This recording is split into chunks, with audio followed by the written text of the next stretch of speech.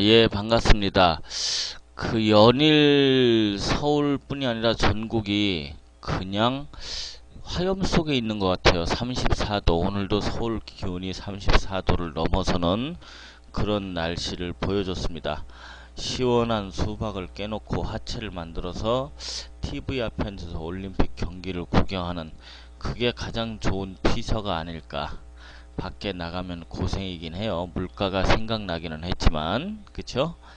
하여튼 주말들 더운데 어떻게 잘들 보내셨는지 모르겠습니다. 아, 지난주에 장이 막 출렁출렁 롤러코스터를 태워졌죠. 예, 무지 많이 덥습니다. 상무지구 주tem문 no problem. 예, 지금부터 들어오시는 분들 인사는 한꺼번에 나중에 하도록 할게요. 지난주 장이 굉장히 재밌었어요. 그쵸? 급락을 시켰다가 급등을 시켰다가 그런 모습을 보여줬습니다. 추세를 이탈을 했다가 1700, 이 70, 이 80짜리를 이탈을 시켰다가 다시 회복도 시키고 강한 상승을 보여줬는데 재밌는 현상이 있어요. 이거 이제 분봉으로 짚어드리기는 하겠지만 엘리어트 파동 이론을 대입을 시키면 여러분들이 조금 어려워지기 때문에 간략한 얘기만 짚고 넘어가 드릴게요. 엘리어트 파동 이론에 보면은 리딩 다이아고날 발음도 어려워. 리딩 다이아고날이라는 게 있어요. 그게 분봉상에서 나타났습니다. 리딩 다이아고날이라는 것이 나타났을 때 그 뒤로 잠시 후진을 해볼게요. 그러니까 수요일까지의 모습입니다. 수요일. 제가 요 수요일날 저녁에 26일이었나요? 26일날 저녁에 모 분석가와 채팅으로 얘기를 나누고 있었습니다. 채팅으로 얘기를 나눴는데 그때 수요일이면 며칠인가 날짜가 25일인가요? 25일날 25일 하루 더 가야 되겠네. 25일이면 여기였습니다. 이 상태가 엘리어트 파동 이론상 리딩 다이어고날에 해당이 되는데 그렇게 해당이 되는 자리예요. 그렇다면은 목요일 금요일 이틀 남았는데 예측을 어떻게 했냐면은 1820까지 급등이 나오는 자리다. 29분까지. 그러니까 1820을 상회하는 급등이 나오는 자리다. 요런 얘기를 주고 받았었습니다. 그래서 저는 이번 주에 1750 테스트를 할 거다라고 했는데 1758까지 갔단 말이에요. 그러면은 저하고 얘기 나눈 사람이 1750 정도는 일단 찍었다고 봐야 되는 게 아니냐. 찍었다고 봐야 되는 게 아니냐. 그래서 조금 더 가야지. 1758이면 아직 8포인트 9포인트 남았는데 저는 그랬거든요. 그랬더니 이 사람이 말이야 급등이 나온다는 거예요. 그래요. 두고 보면 알겠지만 엘리어트 파동 이론에 해당이 됩니다. 그런 것들이 엘리어트 파동 이론에 해당이 되는데 하여튼 리딩 다이어고널에 의해서 급등이 나와서 어디까지 이 추세선 상단 부분까지 여기 고점 부분까지 반등을 기대를 한다는 겁니다. 그럴까? 리딩 다이어고널이 맞다면은 가능성이 있지만 1750 한 번 더 테스트 해야 되지 않겠느냐? 찍었다 이거예요. 찍었다고 보랍니다. 알았다. 그럼 두고 봅시다 했더니 그 26일날 하루 좀 행보를 하는 모습 보였어요. 그리고 나서 27일날 멍 떴죠. 뭉 뜨고 실제로 1820을 상회하는 마무리를 시켰습니다. 와, 신기하지 않아요 이런거? 그래서 실제로 그런 예측이 맞았구나 라고 인정을 아니할 수 없다. 그렇다면은 저렇게 올라왔던 거는 갭을 이만큼이나 띄워놓고 하락을 시켜놓고 여기 강한 저항도 1800 강한 저항을 무려 엄청난 갭으로 뛰어 올라간 이유가 뭐였죠? 슈퍼마리오라고 불리우는 드라기의 연설 때문인데 드라기의 연설 때문이었어요. 그쵸? 드라기가 왜 갑자기 연설을 하는데 나를 믿어라. 믿어주십시오. 유로존을 망가뜨리지 않을 겁니다. 살리겠습니다. 라는 강한 어조의 연설이 있었습니다. 시장에서는 그래 이만큼 망가졌는데 얼만큼 더 망가지겠어. 뭔가 대책이 나오겠거니 하면서 투심을 회복을 시켜놨어요. 어쩌면 우연이라고 봐야 되겠지만 여기 이 자리에서 이렇게 마무리도 음봉으로 마무리 시켰던 자리에서 1820을 상회하는 반등이 나올 거를 예측을 할 수 있었는지 모르겠지만 그게 엘리어트 파동 이론에 의한 겁니다. 하지만 지금은 추세 전환된 상승 굉장히 분위기가 시장 고무되어 있어요. 와 이제 돌리는구나. 외인들이 금요일날 강한 매수세가 있었으니까 선물 매수세, 현물 매수세 모두들 강하게 매수를 했고 주로 삼성전자를 포함한 IT주 위주로의 매수세가 들어왔습니다. 그렇기 때문에 야 이제 상승으로 돌아가나 보다라고 생각을 하는 고무된 분위기였는데 아직까지는 추세적으로 그냥 하락에 따른 되돌림, 하락 되돌림이다. 그렇게 보시면 될 거예요. 뭐 유식한 말로 리트렉스먼트 이렇게 보시면 되는데 어쨌든 엘리어트 파동 이론상 리딩 다이어고널이 완성된 이후에 나오는 반등은 보통 직전 고점에서부터 61.8%가 일반적이에요. 그렇다면은 직전 고점 자리가 1908 부근인데 반등 마디를 잠시 잡아봅시다. 61.8%에 해당하는 부근이 1850 부근이에요. 1850 부근.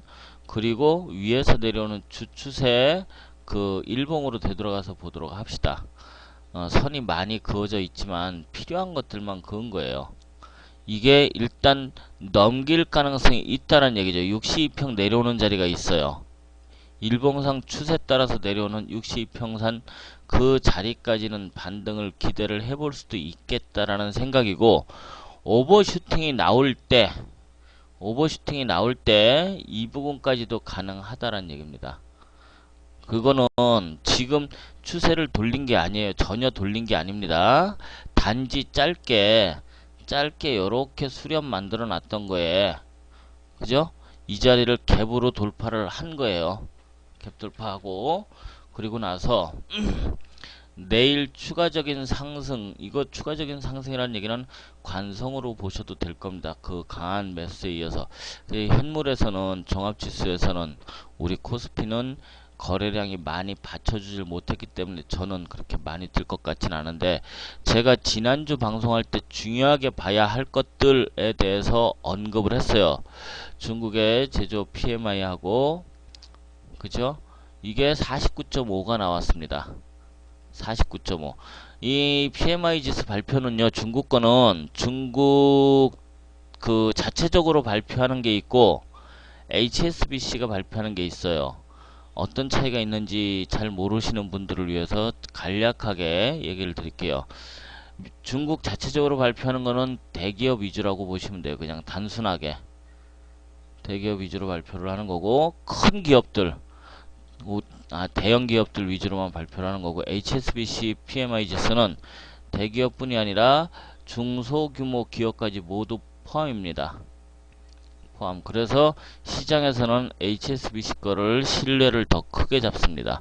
어쨌든 지난 48.1에서 49.5까지 상당히 양호하게 발표가 나오면서 와 이제 중국이 다시 회복을 하는가 이런 기대감을 갖게 만들었어요. 그죠? 장중에 출렁 한번 했었습니다. 그 발표가 되면서 또 이제 남은 거는 8월 1일 날 있을 미국의 ISM 지수입니다. 이거 중요해요. 여러분들 어느 증권 방송을 봐도 이런 얘기를 하는 곳이 별로 없더라고요. 이거 상당히 중요하게 보셔야 됩니다. 여기에 변수가 끼어드는 게 있어요. 변수는 아니고 고정적으로 있었던 건데 7월 31일부터 8월 1일까지 꼴랑 이틀간 있을 미국 FOMC 이게 지금 얘기 드리는 게 8월달 자리를 그 방향을 잡을 거예요. 그 다음에 8월 2일 날 있을 ESM 통화정책회의 22 ESM이란다. 22의 통화정책회의 요것들이 순서대로 결정을 지을 거예요. 그러면 요 구간에서 FOMC가 열리면서 버냉키가 QE3를 할 건지 말 건지 QE3에 대한 언급이 있을 수 있다. 그리고 8월 2일 날 드라기를 포함해서 연설이 있겠지만 20의 통화정책회의인데 왜 며칠 앞두고 드라기가 그렇게 강경 발언을 했을까? 왜 그렇게 강경 발언을 했을까요? 어떻게들 생각하시는지 참 여러분들 생각을 한번 짚어보실 필요가 있는데 시장은요 돈의 흐름인데 드라기의 발언 이후로 시장에서 그래 더 이상 더 나빠질 때가 뭐 있겠어? 그러면 LTR을 하든지 QE3를 하든지 지를 믿으라고 큰소리 빵빵 쳤으니까 뭔가 대책이 나오지 않겠냐라는 강한 매수세 투심을 불러일으켜 왔습니다. 그러면은 드라기의 연설을 믿어도 되는가예요? 드라기의 연설을 정말 믿어도 되는가? 그렇게 생각들을 하시나요? 뭐 지수에다가 파동이론을 대응시키기 전이라도 다우는 13,000을 회복시켜 놨습니다. 이 정도로 강한 정말 유럽장도 엄청나게 강했어요. 막 3%, 4%씩 뛰고 올라가고 또 금요일날도 프랑스도 2.28, 독일도 1.6까지 튀어 올라올 정도로 강한 매수세를 불러줬겠는데 그럼 믿어도 될까? 드라기의 연설은요. 7월 31일, 8월 1일 있을 FOMC의 버냉키한테 어떻게 표현해야 되지? 선전포고? 거기까지는 좀 아닌 것 같고 선빵? 그래야 되나? 너 빨리 뭔가 결정을 한번 해라. 그리고 8월 2일날 내가 결정을 하마. 요런 의도예요. 미국 쪽에 버냉키나 FRB한테 느그득 뭔가 강경적으로 강한 뭔가가 나와야 되지 않겠느냐라는 요구였다. 쉽게 얘기해서 그렇게 이해를 하시면 될 겁니다. 그렇게 이해를 하시면 돼요. 드라기 연설 이후에 어느 나라 언론에도 나타나지 않은 우리나라 언론에도 나오지 않고 미국의 재무장관 가이트너 재무장관이 유럽으로 날아간 거 아세요? 어느 보도에도 혹시 보신 분 계십니까? 아시는 분? 급격하게 가이트너가 드라기 연설 이후 28일 날 독일로 날아갔습니다. 독일의 재무장관 쉐볼렌지 비밀 회담을 가졌고요. 기자회견을 갖지 않기로 했고 역시 마찬가지로 회담을 갖고 언론에 회담 내용을 공개하지 않겠다라고 얘기를 했습니다. 반응이 없으니까 재미없다. 채창에 반응 글이 안 올라오니까 재미없다. 막 뭔가가 올라오고 해줘야 같이 보고서 곁눈질로 보면서 얘기를 할 텐데. 가이트너가 갑자기 독일로 날아가고 22에 드라기까지 면담을 오늘 며칠이죠? 7월 29일이죠. 내일 저녁에는 드라기하고 회담을 갖습니다. 그런데 언론에 비공개하기로 했어요. 기자회견도 갖지도 않을 거고 회담 내용도 공개하지 않기로. 우리 흔히 뭐라 그래요? 그거를 공개하지 않는 거를 기자들한테 발표하지 않는 걸 뭐라 그래요? 보도하지 마라. 비보도. 기자들이 없어 참석을 못하게 해놨습니다. 메르켈이나 메르켈은 휴가 중이에요. 휴가 갔어요.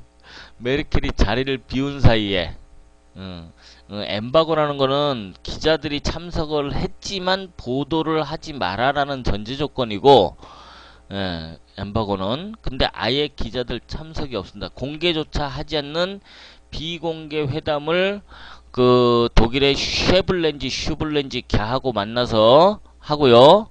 30일 날 저녁에 이루어지고 그 다음에 프랑크푸르트에서 드라기와 또 회담을 갔습니다. 이거는 미국 재무부에서 발표를 했어요.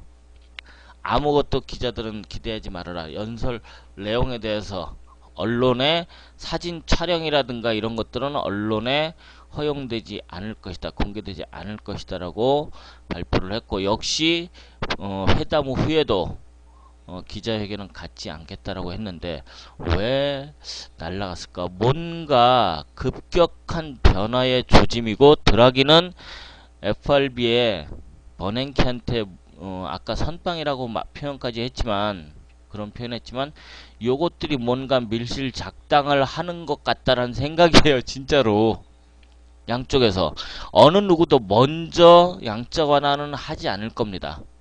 서로 눈치를 보고 있는 상태예요. 요번 FOMC에서 Q3 기대하지 마시고요. ECB 정책회의에서도 추가적인 금리 인하나 뭐 LTR로 기대 안 하시는 게 좋을 거예요. 지금은 아니에요. 때가 아니에요. 게다가 메르켈은 휴가 중이었습니다. 그래서 독일에서 무언가 메시지가 나올 거다. 왜? 독일한테도 선전포고 하듯이 드라기가 너 독일을 이제 우리 이렇게 할 거니까 너만 따라주면 돼 라는 요청이었어요. 그런데 독일의 재무장관은 처음에는 독일 정부 쪽에서 지지한다, 드라기 발언 지지한다 라고 얘기를 했다가, 하지만 밭이라는 게 들어갔습니다. 경제장관이 재무장관 따로 있고 경제장관 따로 있고 하여튼 있는데, 그 ESM의 구제기금을 스페인 국채 매입을 하는데 허용하지 않겠다라고 공식적으로 또 한 번 부인을 했습니다. 또 한 번. 그러니까 드라기의 연설은 무엇이든지 하겠다, 할 수 있다라고 얘기한 거는 말 그대로 립 서비스에 불과하다라는 거예요. 시장에 그만큼 유로가 1.1을 깨니 많이 하는 사태까지 왔었단 말이에요. 1.1을 잠시 하회했다가 드라기 발언 위에 급반등이 나왔어요. 이거 심각하구나. 이거 깨고 내려가면은 3년인가 4년 만에 저점을 깨버리는 건데, 그러면 정말 유로에 대한 어떤 붕괴 가능성도 나올 수밖에 없는 상태가 돼버린다. 스페인의 국채금리가 7.7까지 올라가고, 이건 뭐 대책이 뭔가 급하게 필요하니까 소화기 갖다가 불을 끈 거예요. 그냥 갖다 불을 꺼버린 겁니다. 일단 끄고 보자. 그리고 메르켈이 휴가 간 사이에 그러면 독일 쪽에서 그 다음 날이든 당일날이든 그 다음 날이든 뭔가 성명이 나올 거다라고 얘기했는데, 공개적으로는 드라기의 발언에 지지를 합니다 라고 얘기를 했고, 하지만 밭이라고 조건을 달았죠. ESM으로 스페인이라든지 이탈리아 국채를 매입하는 것은 반대다. 반대한다라고 언급을 했어요. 그러니까 가이트너가 독일을 방문하고 드라기와 만나서 회담한 내용은 내일 저녁이죠. 30일날, 우리 시간으로 30일날 새벽이 될 겁니다. 만나서 어떤 얘기를 주고받을지는 모르지만 언론에 공개하지 않기로 했고, 기자회견도 갖지 않기로 해서 비밀 회담, 밀실 회담이에요. 진짜로. 그러면은 독일도 마찬가지고 미국도 마찬가지고 연말에 대선이 있습니다. 지금 대선 전에 방향을 잡을 수 있는 그런 상황은 아니란 얘기죠. 누가 먼저, ECB와 FRB가 누가 먼저 양적 완화든지 뭐 총알을 푼다고 해야 되나, 총알을 풀어야 되나, 뭐 하여튼 그런 정책을 누가 먼저 할 것이냐. 일단 드라기가 선제 공격을 했다라고 보시면 될 거예요. 너 FOMC에서 뭔가 대책 내놔라, 그러면 우리도 준비하마라는 그런 식의 선제 공격이었다라고 보시면 되고, 부랴부랴 가이트너가 독일로 쫓아가고 드라기를 만나고 지금 비밀 회담을 가지려고 준비를 하고 있는 상태예요. 우리 같은 개미들은 아무것도 모르잖아요. 솔직히 저 자리에서 저렇게 급등이 나올 줄 누가 예측을 했습니까? 물론 엘리엇 파동 이론에 의해서 급등이 나오는 자리다라고 얘기는 했지만, 운이 좋아서 우연히도 그게 맞아 떨어졌을 뿐이지 안 그럴 수도 있었단 얘기예요. 그쵸? 그렇단 얘기예요. 그래서 우선은 7월 30일 8월 1일 FOMC에서 버냉키에 어떤 얘기가 나오는지 주시하시고, 그 다음에 8월 1일 날 역시 ISM 지수가 얼마로 나온지 49를 넘어서서 50을 넘어가는지 보시고, 그렇지 못하다면은 다시 침체로 접어든다 생각하시고, 22에 정책 회의 결과도 주시하세요. 이때 모든 게 끝날 겁니다. 그리고 더불어서 미국 기업들에 대한 지금 이제 7월 말 되면은 제가 오늘 좀 전에 경제 일정 올려놓은 게 있거든요. 그거 보시면 아시겠지만 각각 PMI 지수가 발표가 또 줄줄줄 다 나옵니다. 8월 1일, 7월 30일, 8월 1일 해갖고 다 나타나니까 그 결과에 따라서 경기가 나쁘고 안 좋다 이래서 Q3를 기대하는 거고, 그 기대감 때문에 시세가 지금 많이 올라왔는데 실질적으로 Q3 9월달 이후는 기대할 만하다란 그런 것들이 많이 나오고 있지만, 저는 개인적으로 올해 대선 전에는 힘들 거다라고 생각을 하는 거예요.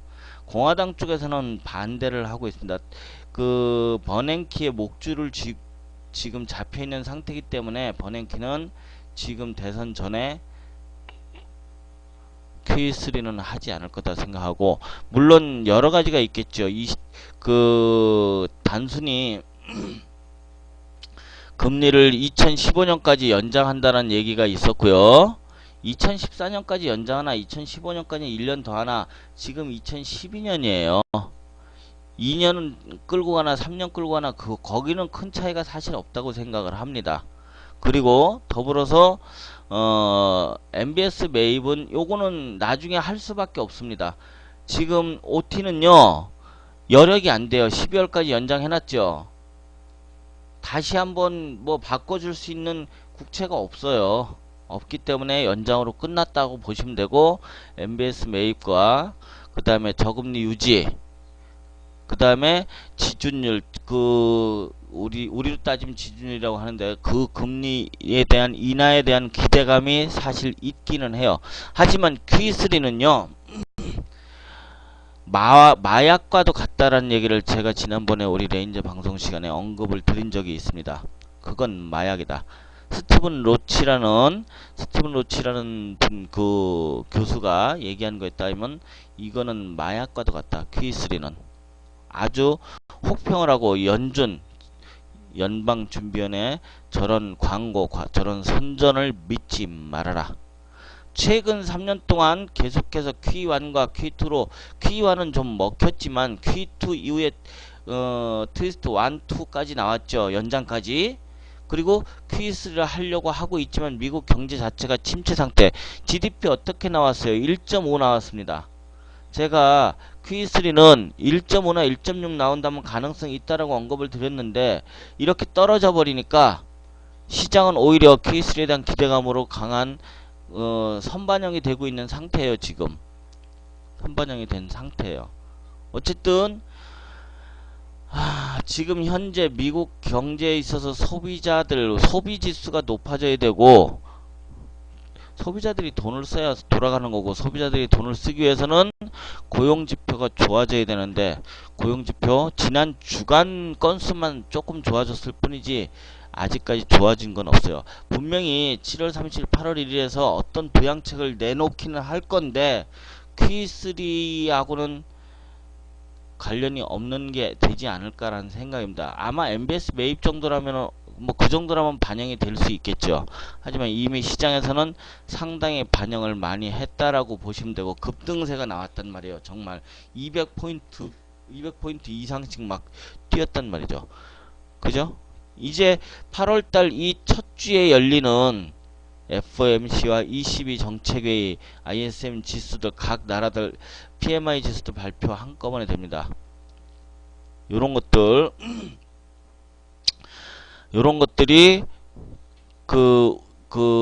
앞으로의 지수를, 우리뿐이 아니라 글로벌 지수를 운명의 일주일이다라고 판단을 할 정도로 중요한 한 주가 될 것이다라는 얘기예요. 그 북해 한 섬에서 가이트나하고 쉐블렌지 독일 재무장관하고 30일날 섬에서 회담을 갖고, 그 회담 내용이 지금 일단 추측은요, 그리스의 유로존 퇴출 문제와 스페인의 구제금융 문제인데, 스페인도 사실상 우리는 튼튼하다. 스페인이 우리는 튼튼하다. 단지 우리 은행들이 조금 약해서 그렇지, 은행들만 1000억 유로 정도의 구제금융을 지원해주면 충분하다라고 큰소리 빵빵 쳤다가 지원해주기로 했죠. 5차례 걸쳐서 1차 300억 유로 지원해주마라고 약속을 했더니, 그러자마자 터진 게 뭡니까? 스페인 지방정부들의 모라토리엄, 부도 사태가 막 나오기 시작한 거예요. 그래서 결국 스페인도 국가적인 구제금으로 가는 게 아니냐, 큰소리 빵빵 쳤던 게 거짓이 돼버렸단 말이에요. 거짓이 돼버렸어요. 그리고 나서 스페인 문제, 이 구제금융 문제와 ECB 드라기가 언급했던 유로존을 사수하겠다라는 그 구체적인 내용에 대해서 드라기와 연설을 가질 겁니다. 그게 가장 큰 이슈가 되고 가장 큰 뉴스가 될 거예요. 그리고 독일 그 중앙은행 총재하고 드라기 총재하고도 2일날 ECB 정책회에서 만나갖고 뭔가 국채 매입을 지금 19주째 이제 20주에 접어들었어요. 20주에. 예, 독일 국민의 50% 넘는 국민들이 그리스를 버리자라고 얘기를 하고 있어요. 50% 넘는 국민들이 버리자라고 얘기를 했어요. 진짜. 20주째 ECB가 국채를 매입을 안 하고 있는데, 그 전에 돈을 풀어줬더니, 국채도 매입해주고 돈을 풀어줬더니 그 돈이 어떻게 됐어요? 도로 ECB로 예치가 돼버리는 묘한 상황이 돼버렸단 말이에요. 자국의 국채를 자기네 은행들이 사주고 뭐 요딴 식으로 편법이나 쓰고. 그래서 ECB는 추가적인 국채 매입은 없다라고 분명히 밝혔습니다. 방법은 뭐가 있어요? 국채도 매입 안 해준다는데 기준금리를 또 한번 낮출까요? LTR로 돈을 또 풀어줄까요? 저금리로 뭐 3년짜리 또 풀어줄까요? 그래서 지금은 아니다라고 생각을 해요. 독일에 대한 압박이다. 독일과 그 드라기의 연설은 그 메르켈과 그 다음에 버냉키에 대한 압박이었다. 압박 선언이었다. 선제 공격으로. 그렇게 보시면 될 겁니다. 드라기가. 그러면서 립서비스를 한 겁니다. 강력하게 나를 좀 믿어라. 믿으십시오. 반드시 유로존은 지킬 것이고 무슨 일이든지 할 것입니다. 라고 얘기를 했지만 할 일이 아무것도 없다예요. 아무것도 없다. 독일은 유로존으로 취합이 되면서 너가 가장 큰 수익을 봤으니까, 수혜를 입었으니까 너가 양보를 해라 라고 얘기를 하지만, 사실상 대선을 앞두고 메르켈이 쉽게 국민들의 반대를 무릅쓰고 할 수가 없는 상황이 될 거예요. 어쨌든 가이트너와 독일 장관과의 회담 내용, 뭐 결과는 어떻게 발표가 되긴 되겠죠. 어떻게든지 비밀은 없으니까. 거기에서도 아무런 소득도 없고, 또 드라기와의 만남에서도 소득도 없고, 급격하게 날아가면서 만났지만 아무 소득도 뽑아내지 못한다면은 그리스를 쫓아내기로 아예 결정을 지어버린다든가, 오히려 그렇게 되면은 더 시세가 완전히 강하게 돌아올 수도 있어요. 거꾸로. 그럴 수도 있어요. 근데 그런 것도 없다면은 오히려 더 망가질 수도 있습니다. 또 하나, 엘리어트 파동 이론상 우리 지수도 되돌아봅시다.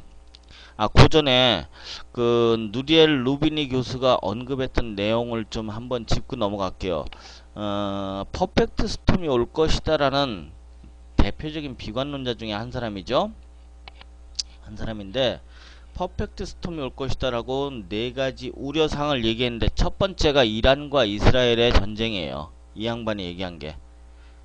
이란과 이스라엘.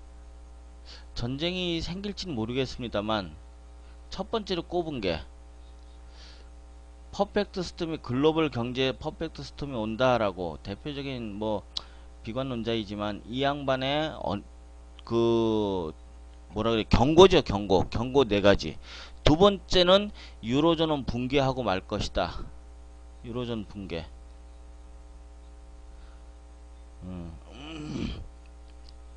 그 다음에 세 번째가 미국의 경기 침체. 미국은 완만한 회복세라고 하지만 GDP 자체가 떨어지고 있잖아요. 1.5로. 그러니까 미국의 경기 침체가 지속될 것이다. 라고 경고를 했고, 네 번째는 뭐예요? 중국을 비롯한 신흥국들이 경기 둔화죠. 지금 인도, 브라질, 중국 다 지금 이런 상태예요. 이 네 가지가 터지게 될 거다. 그리고 터지면서 브릭스 국가들 퍼펙트 스톰이 올 것이다 라고 경고를 했습니다. 뭐 그렇게 안 갔으면 좋겠죠. 우리나라 같은 경우 중국이란 나라는요, 요번 올림픽에도 뭐 벨게 다 메이드 인 차이나라고 난리가 아니라 그러는데 중국이 그만큼 글로벌 시장에서의 차지하는 그 무역 규모라든지, 그죠? 그런 것들이 어마어마한 자리를 차지하고 있기 때문에 우리나라 같은 경우도 가장 크게 의존도가 가장 높습니다만, 중국이 안 좋아지면은 브릭스 다른 국가들도 마찬가지겠지만 중국이 경착륙을 하게 되면은 우리나라는 충격이 제일 커요. 우리가 살 수 있는 방법은 지금 가계부채도 나오고 많이 나오지만 솔직히 북한하고 같이 끌어안고 가는 수밖에 없어요. 북한 손잡고 어쩔 수 없어요. 살려면은 지금은 이런 상황에서는 뭐 요 얘기는 잠시 빼두고 합시다. 빼고 우리 지수로 되돌아올게요. 우리 지수 되돌아오는데 반등할 수 있는 반등폭은 아까 이 고점에 대한 61.8% 자리 언급을 드렸고요.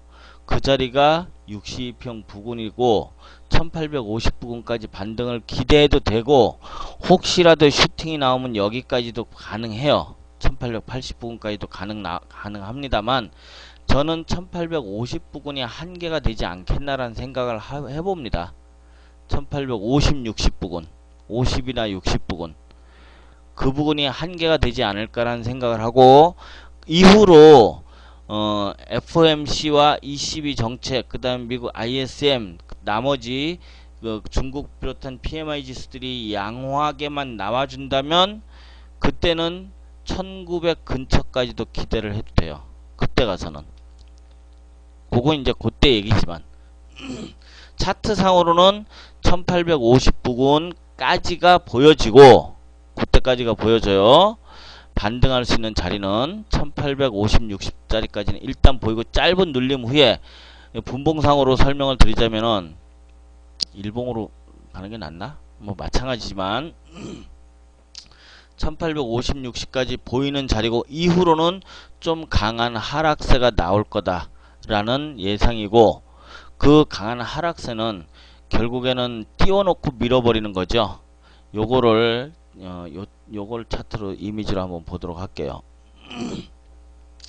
여기 보시면 짧은 눌림 이후에 한 번 더 시세를 줘서 추가적으로 여기까지 1880 부근까지는 반등을 한번 기대를 해보자란 얘기예요. 일단 1850, 60까지는 반등이 나올 겁니다. 거기에서 되돌림 파동이 어디까지냐가 중요해요. 그리고 요렇게 여기 보시면 C가 이렇게 나왔죠. 엘리어트 파동상 흐름상 그렇게 흘러간다는 얘기입니다. 그렇게. 그래서 크게는 기대 안 하시는 게 좋을 거고, 오랜만에 달러 인덱스 차트랑 조금 보도록 할게요. 제가 몇 개월 전부터 언급했던 흐름이 있는데 그대로 흘러갔는지 어쨌는지 한번 차트를 잠시 보도록 할게요. 열려라 달러 인덱스.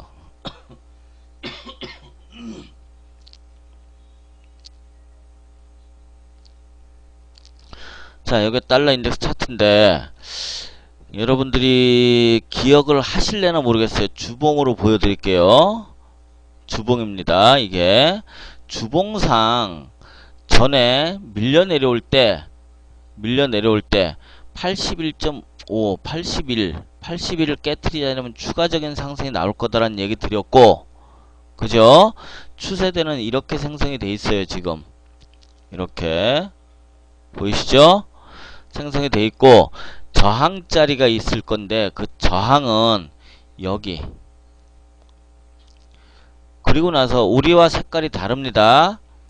미국은 빨간색이 음봉이에요. 그 저항을 맞고 지금 음봉을 맞아 놓은 상태예요. 그죠? 추세대 상단 한 번 더 올라간다면 추세대 상단까지 헤딩을 하러 가겠지만 지금은 잠시 쉬는 자리라는 거 보이죠? 짧은 파동도 보이실 거고, 또 제가 추세를 볼 때 어떤 종목이든 주봉상 추세상에서 여러분들 이거 기억하시는 분 계실 거예요. 이제 몇 번 남았나요? 꺾일 자리. 꺾일 자리 몇 번 남았어요? 이제 한 번 남았어요. 이렇게 꺾어야 되나요? 요거 마지노선이라고 보시고, 만약에 반등이 나온다면은 그 자리 그 저점에다가 한 번 더 그어 두십시오. 그거 꺾이면 달러 인덱스 다 간 겁니다. 그러면 그때는 여기서부터 여기까지 올라온 거에 대한 이게 고점이라고 가정했을 때 추가적인 시세 나온다면 거기까지가 될 거고, 거기서부터 늘림이 나올 겁니다. 모든 지수든 종목이든요, 추세선 아무데나 그냥 꼬달에서 찍찍찍 이렇게 근다고 추세선 그냥 막아놓고, 물론 이것도 추세선이 부채꼴 추세선이라고 이름이 있습니다만 그렇게 막 근다고 다 되는 게 아니고요. 추세선에는 파동 추세선이라는 게 있습니다. 그거를 공부하십시오. 파동 추세선. 그 안에서 주가와 지수가 모든 것이 결정이 됩니다. 오케이? 자, 일봉으로 보시면 지금 현재 이 저점 부근 78.6인가요? 이 부근 지지받고 81을 안 깨고 81을 안 깨트릴 거다라는 얘기 드렸었어요. 그리고 추가적인 상승이 나올 거다라고 언급드렸고, 단기적인 지지선은 이겁니다. 자리 테스트 중에 있어요. 지금 단기입니다. 요게 단기 지지선이고, 요걸 깨고 내려온다면 또 한번 81 테스트를 할 건데, 아까 주봉에서 3번 꺾인다 그랬죠. 그때 그 저점이 확인된 이후에 그으세요. 확인되지 않은 상태에서 미리 긋지 마시고 확인된 이후에 그으십시오. 그게 마지막이 될 겁니다. 자, 그러면 달러 인덱스가 고점을 찍었다. 달러 가치가 그만큼 가치 있게 올라오고 있는데 추가적으로 올라갈 자리가 있을지, 저항을 맞았던 83.5를 다시 한번 넘어선다면 83.54, 83.56 그 자리 저항을 맞을 거라고 얘기 드렸었어요. 저항을 맞았는데 그 자리를 한 번 더 차트 다시 한번 봅시다. 여기죠. 여기 83.56이 있었고, 요번에는 54예요. 저항을 맞고 밀리는 자리입니다. 추세선 이렇게 상단 아직 찍기 전이에요. 이거를 올라가서 여기를 헤딩을 한다면 그게 마지막이 될 겁니다. 아마도 저는 그렇게 보고 있는 거고, 그렇게 되면은 달러로 몰렸던 수요, 지금 현재 달러 값이 비싸잖아요. 가치가 아주 높잖아요. 그러면은 이렇게 비쌀 때 비싼 가격으로 흡수를 할까요? 통화 흡수 정책을 펼까요? 비싼 상태에서. 자, 금도 한번 오랜만에 또 봅시다. 금 차트. 금, 골드. 화면 스크립트 오류 이런 건 왜 뜨는 거야 도대체? 가끔씩. 자, 어이구 또 뜨네. 이런 게 가끔씩 뜹니다. 자, 요건 금 차트입니다. 금도 얘기 드렸던 대로 지금 움직임이 나오네요. 왜 자꾸 화면 스크립트 오류가 뜨지? 자, 1500 이거 일봉이고요. 요게 주봉이에요.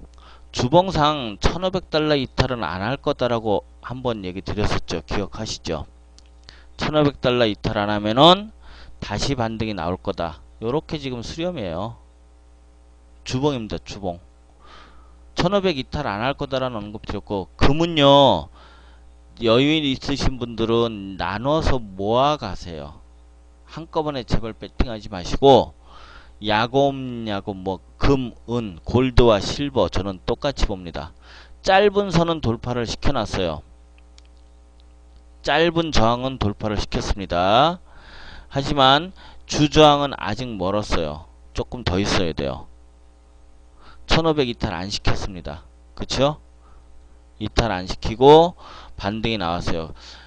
이제는 화폐 가치는 점점점 하락할 거예요. 뒤에 공포가 있고 아래 공포가 있고 뭐 지금 보도들이 많이 나오고 있습니다. DD가 있고 뭐예요 이게 다 뭐예요? D는 뭐고 R은 뭐고 DD는 뭐예요? DDR? DDD DDD D는 뭐고 R은 뭐고 DD는 뭡니까? 금은 이베이에서도 살 수도 있고 사는 곳이 많이 있습니다. 뭐 종로 가서 사셔도 되고 비교를 많이 하세요. 은화 같은 건 이베이로 구매하셔도 돼요. 하지만 절대 한꺼번에 배팅하시면 안 돼요. 아, D는 뭐고 R은 뭐고 DD는 뭐냐니까 딴 거 얘기하고 있어요. D는 뭐예요? R은 뭐고 DD는 뭐고 여 뒤에 다 공포가 붙어 있습니다. 공포. 예, 발품은 좀 파셔야 돼요. 공포가 붙어 있다. 와, 알콩이. 예, 맞습니다. 디플레이션의 공포와 리세션의 공포. 그럼 DD는 더블 DB죠. 더블 DB. 요런 얘기들이 지금 요즘 많이 나오고 있어요. 어느 것 하나라도 물론 하이퍼가 먼저 나올 가능성이 있죠. 하이퍼가 먼저 나왔다가 디플레이션으로 가든지 리셉션 계속 갈 겁니다. 그리고 더블 DB로 가든지 문제가 되긴 하겠죠. 하여튼 뭐 우리가 그런 걸 어찌 알겠습니까마는 지금의 강한 반등 자체도 베어마켓 랠리인 하락에 대한 되돌림 파동일 뿐이다라고 생각을 하시고 매는 빨리 맞는 게 나아요. 지금 미국과 독일 대선이 다 있고 중국도 마찬가지고 우리나라도 마찬가지입니다. 커다란 이벤트를 앞두고 정책을 함부로 바꾸긴 어려울 거다라는 생각이고 스페인은 구제금으로 갈 가능성이 크고 그리스는 퇴출되는 순서를 밟고 있을 뿐이다라고 생각을 하고 있습니다.